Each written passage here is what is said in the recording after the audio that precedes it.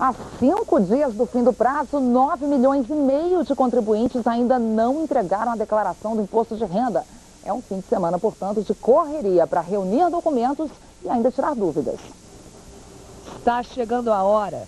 Daniela aproveitou o tempo livre e veio com as filhas fazer a declaração do imposto de renda num centro de apoio de uma faculdade de ciências contábeis em São Paulo. Pelo que eu percebi, dependendo do valor que você vai declarar, pode entrar na simplificada ou na completa. Então, como eu não entendo, achei melhor procurar uma profissional da área. Rodrigo ainda não está preparado para fazer a declaração. Vai deixar para a última hora. Vou aproveitar e juntar toda a documentação para finalizar até o fim do mês. O contribuinte pode pedir deduções da contribuição ao INSS, de despesas com a saúde, como médicos, psicólogos, dentistas, hospitais e laboratórios, exceto medicamentos, e despesas de educação, fora cursos preparatórios e de idiomas. Também é possível deduzir R$ 1.655,88 por dependente. A expectativa da Receita Federal é que cerca de 25 milhões de contribuintes prestem contas este ano. Portanto, é bom apresentar a declaração do imposto antes do prazo final, para evitar o acúmulo de acessos à página da Receita na internet. E quem perder o prazo de entrega terá de pagar multa mínima de R$ 165,74 ou 1% do imposto devido. O prazo é até meia-noite do dia 30 de abril. O brasileiro, ele deixa tudo para a última hora, né? E não consegue reunir toda a documentação necessária e, no fim, acaba dificultando esse processo da declaração, né? E a repórter Giovana Teles está em Brasília neste momento com o supervisor de imposto de renda da Receita, Joaquim Adir, que é para esclarecer algumas dúvidas mais frequentes. Boa tarde, Giovana. Boa tarde, Ana Paula. A primeira coisa é lembrar que está obrigada a declarar imposto de renda quem recebeu no ano passado mais de R$ 16.473,72. Vamos saber agora do senhor Joaquim Adir quais são os limites para as deduções com saúde e educação. Bom, com educação, o limite de dedução é de R$ 2.592,29. Com saúde, não há limite. Ele pode deduzir todas as despesas pagas. E uma telespectadora de Porto Alegre tem uma dúvida. Vamos ouvir? Eu gostaria de saber como é que eu faço, onde é que eu entro na declaração dos meus empréstimos consignados. Entra em dívidas e ônus reais. Há um quadro próprio para essa informação. Okay. E de Fortaleza veio uma outra pergunta. O aluguel pode entrar como dedução no imposto de renda? Não, o aluguel não é dedutivo do imposto de renda. Porém, o declarante está obrigado a prestar essa informação desse pagamento a pessoas físicas. E os dependentes, até quando podem entrar como dependentes? Até 21 anos, como regra, e se estiver cursando faculdade, até 24 anos. Muito obrigada pelas informações. Ana Paula. Obrigada, Giovana, e também ao supervisor da Receita pelos esclarecimentos ao vivo aqui no Jornal Hoje. No norte e no nordeste do Brasil, os temporais voltaram a causar estragos. 30 comunidades da zona rural de Juriti, no Pará, foram atingidas. Segundo a Defesa Civil, mais de 4.000 pessoas tiveram que deixar as casas. A Prefeitura decretou situação de emergência. No Maranhão, 2 estradas federais estão bloqueadas desde a madrugada. Uma ponte foi arrastada pela água na BR-316. E mais 300 militares chegam hoje às cidades de Trizidela do Vale e Pedreiras, na região mais atingida pelas chuvas. 30 toneladas de alimentos, filtros de água e 500 colchões estão sendo distribuídos para 2.000 famílias desabrigadas. No interior do Ceará, as comportas do Castanhão, o maior açude do estado, tiveram que ser abertas para evitar inundações.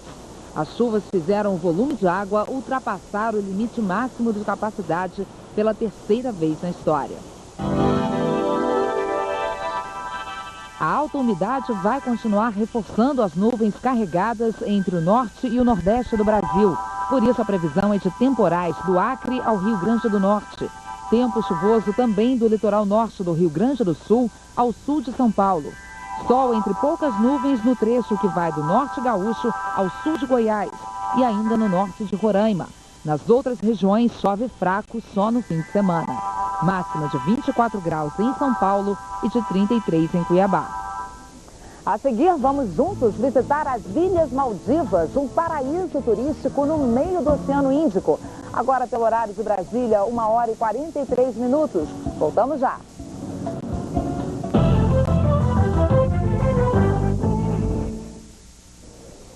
Um pequeno país da Ásia se transformou num dos destinos mais procurados por mergulhadores e aventureiros. As Ilhas Maldivas ficam a sudoeste da Índia e do Sri Lanka, no Oceano Índico.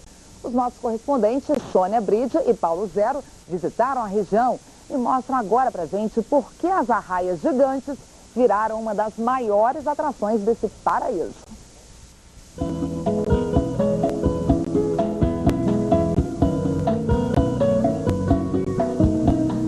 Se é verdade que no paraíso homens e feras compartilham o alimento, então as Ilhas Maldivas, condenadas a desaparecer por causa do aquecimento global, merecem ser chamadas de paraíso. As arraias ganham comida na boca. Mas vamos contar essa história do começo.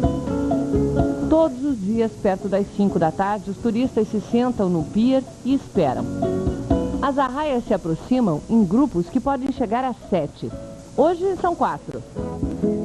E lá vem o que elas querem, o lanchinho das 5, peixe fresco. Tudo começou como uma brincadeira há mais de 10 anos. Os pescadores jogavam peixe na água e perceberam que elas gostavam de vir e se alimentar. Aí eles começaram a jogar os peixes todos os dias no mesmo horário. E elas foram chegando cada vez mais pertinho, assim na praia, até os pés da gente.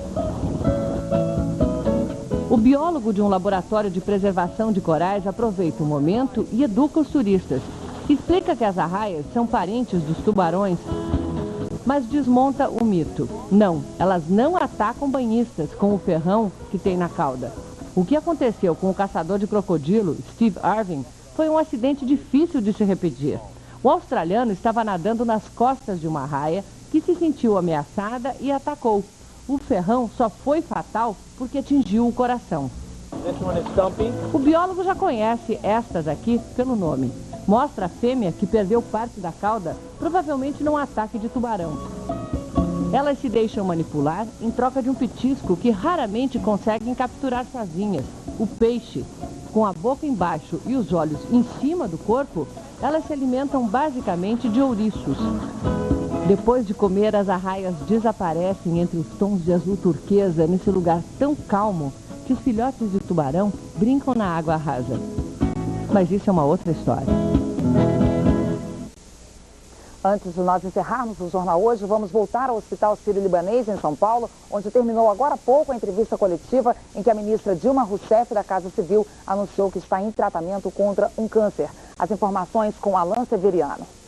Ana Paula, a entrevista acabou agora faz 2 minutos e o Hospital Sírio-Libanês acaba de divulgar um boletim médico que não é comum para pacientes que não estão internados. A ministra já teve alta, estava em Brasília, inclusive, chegou hoje para passar por uns exames e deve voltar a Brasília ainda hoje.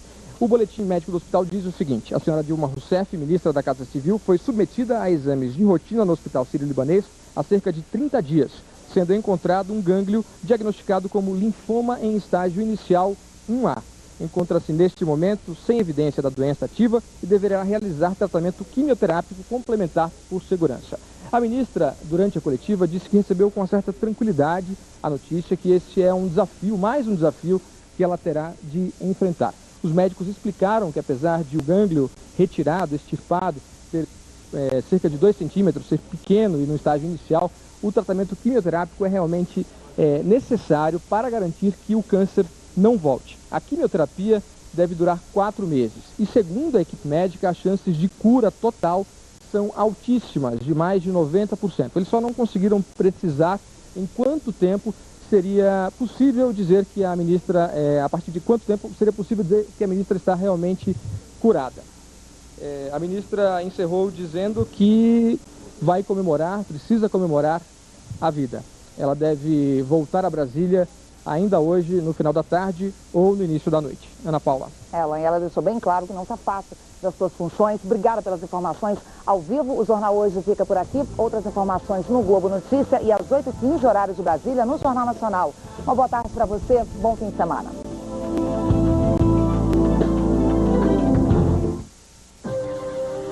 Jornal Hoje. Oferecimento Farmácia dos Pobres, onde remédio é sempre muito mais barato.